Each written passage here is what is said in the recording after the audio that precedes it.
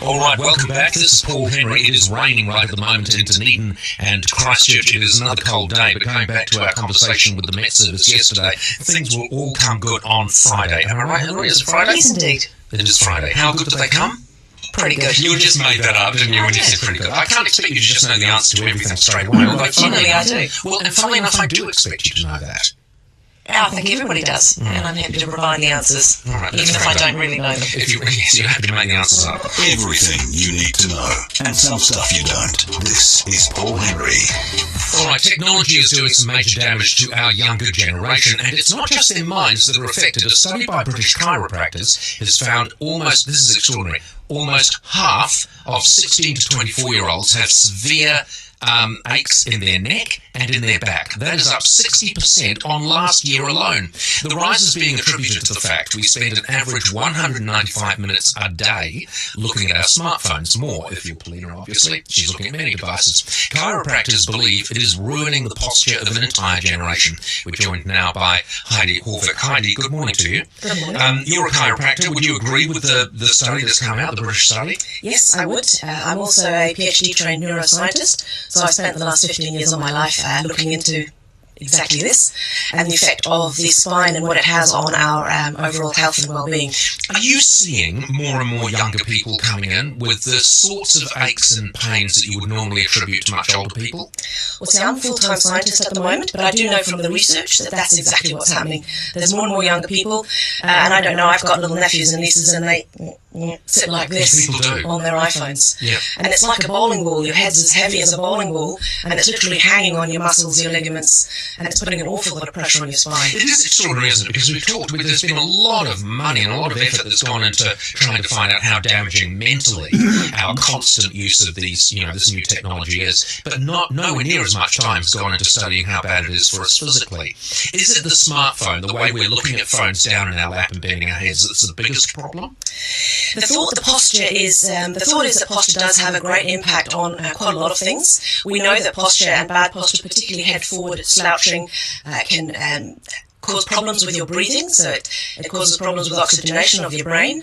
But we also know that it affects mood, resilience to stress, and there's also quite a lot of evidence now that the actual function and movement of your spine itself, that we actually need that movement, that itself feeds the brain, and that helps your brain to accurately perceive what's going on in your body and in the environment around you, and therefore respond appropriately. The construction of the spine is designed for us to be looking straight ahead, really, isn't it? I mean, the whole thing is balanced that way. Yeah. So when we bend our head for long periods of time, we're talking about substantial periods of time. Yeah. What is it actually doing?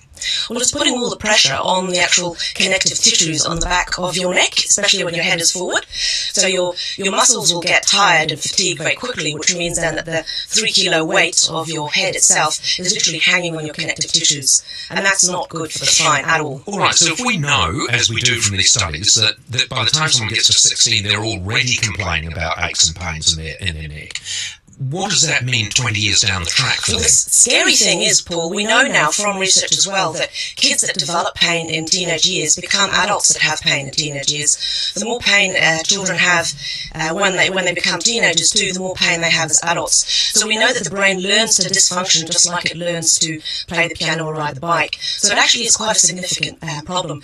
And I'd highly recommend that parents nip this in the bud really early on so that they don't go on to How do you do this. that? How do you do that? I mean, because people now will be thinking, I do that and my children do it. I nag my kids all the time to sit upright. They're quite sick of it, really.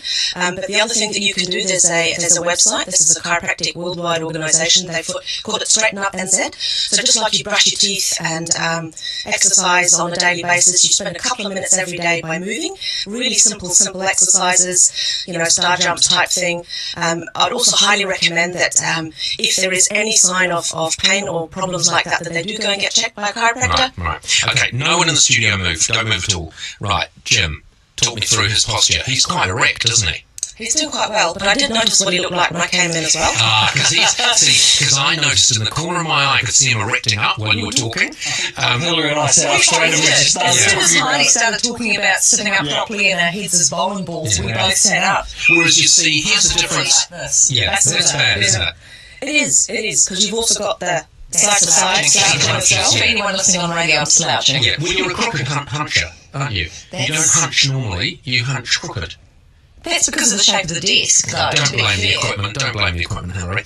And when I see, because I'm honest, these two guys are not. I have not altered my posture at all, you'll notice. I have noticed. This is actually. appalling, isn't it? Yes, it Talk is. me through it. Yes, Paul.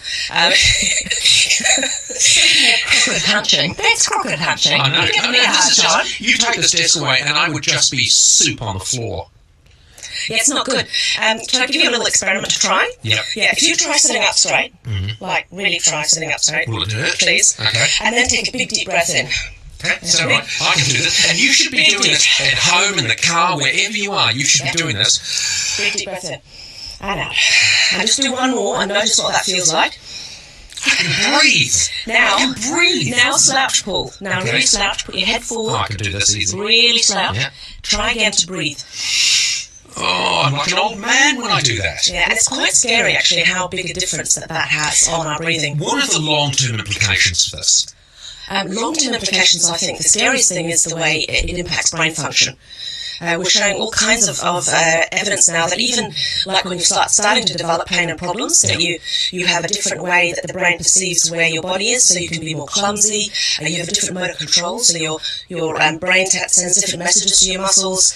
We know then if we improve this function, when we sort of adjust the spine, that we can improve strength, prevent fatigue, all kinds of things. And if you are spending as long on your smartphone as the people in the studies, and there's every reason to believe you are, just hold your smartphone up. Is that the thing? People just have to hold it up. There's little tricks too with kids. Instead of them sitting there with it on their lap and their head forward, you can ask them to lie on their tummy, and they're immediately then with their head up. Yeah. And it's far better for their spine than sitting there with their head down. Fantastic, Heidi. Thank you very much for joining us. And your Absolute posture, pleasure. incidentally, is perfect. But it has to be, because people watch you. Heidi Haavik, chiropractor and scientist. All right, that's pretty much it for Paul Henry for another day. Thanks to our partner, AMP.